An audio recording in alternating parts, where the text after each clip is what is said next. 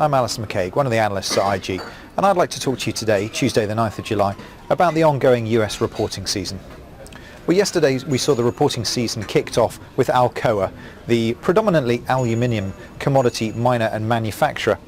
These figures, the earnings per share, were slightly better than expected and certainly set a positive start to this reporting season.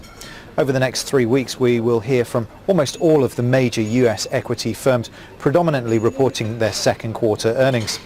This does give the markets an opportunity to refocus away from some of the macro issues that have been dominating us and focus maybe more on specific equity news flow. I've prepared a list of a few of the equities I think it's worth paying maybe just a little bit more attention to.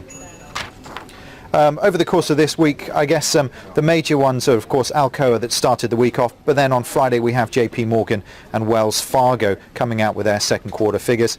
And then over next week we have a number of the banks, the likes of Coca-Cola, Charles Schwab, Yahoo, Johnson & Johnson. A couple of the equities I think it's worth paying specific attention to would be Verizon Communications.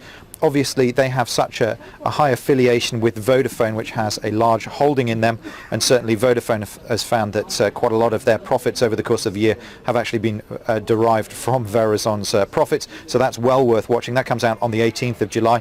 And then later on we have Microsoft, Google, and rounding up next week we have General Electric.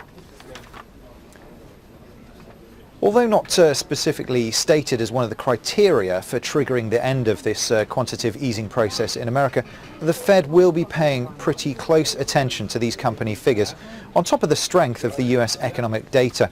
And it'll be a good guidance to the underlying strength of the US economy. So although maybe the individual equities themselves might not be specifically important, put together it does paint a very accurate picture of how exactly the US is behaving. For all of this and further analysis, please go to IG's website, www.ig.com. Thank you.